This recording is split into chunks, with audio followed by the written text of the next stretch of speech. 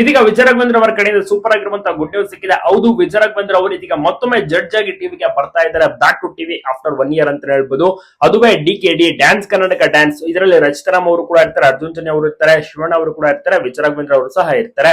ಸಖತ್ತಾಗಿರುವಂತಹ ಒಂದು ಡ್ಯಾನ್ಸ್, ಮತ್ತೆ ಇಲ್ಲಿ ಒಳ್ಳೊಳ್ಳೆ ಕಂಟೆಸ್ಟೆಂಟ್ಸ್ ಗಳು ಡ್ಯಾನ್ಸ್ ಮಾಡಕ್ಕೆ ಬರ್ತಾರೆ, ತಮ್ಮ ಒಂದು ಪರ್ಫಾರ್ಮೆನ್ಸ್ ಅನ್ನ ತೋರ್ಸಕ್ಕೆ ಬರ್ತಾರೆ. ವಿಜಯ ರಾಘವೇಂದ್ರ ಅವರು ಎಲ್ಲರ ಪರ್ಫಾರ್ಮೆನ್ಸ್ ನೋಡಿ ಪ್ರತಿ ಒಂದು ವೀಕೆಂಡ್ ಅಲ್ಲೂ ಸಹ ಕಾಣಿಸ್ಕೋತಾರೆ. ಕಮೆಂಟ್ಸ್ ಗಳನ್ನ, ಮೆಸೇಜ್ ಗಳನ್ನ, ಮತ್ತೆ ಮಾರ್ಕ್ಸ್ ಗಳನ್ನು ಸಹ ನೀಡ್ತಾರೆ. ವಿಜಯ ರಾಘವೇಂದ್ರ ಜಡ್ಜ್ ಆಗಿ ಬಂದಿದ್ದು ಎಲ್ರಿಗೂ ಕೂಡ ಖುಷಿ ಇದೆ, ಯಾಕೆಂದ್ರೆ ತುಂಬಾ ಚೆನ್ನಾಗಿ ಡ್ಯಾನ್ಸ್ ಮಾಡ್ತಾರೆ, ಅದೇ ರೀತಿ ಒಳ್ಳೆ ಮಾರ್ಕ್ಸ್ ಅನ್ನ ಕೊಡ್ತಾರೆ, ಮತ್ತೆ ಚೆನ್ನಾಗಿ ಜಡ್ಜ್ಮೆಂಟ್ ಅನ್ನ ಸಹ ಕೊಡ್ತಾರೆ, ಮತ್ತೆ ಚೆನ್ನಾಗಿ ಏನಾದ್ರೂ ಫಾಲ್ಟ್ ಇದ್ರೆ ಎಕ್ಸ್ಪ್ಲೇನ್ ಅನ್ನು ಸಹ ಮಾಡ್ತಾರೆ.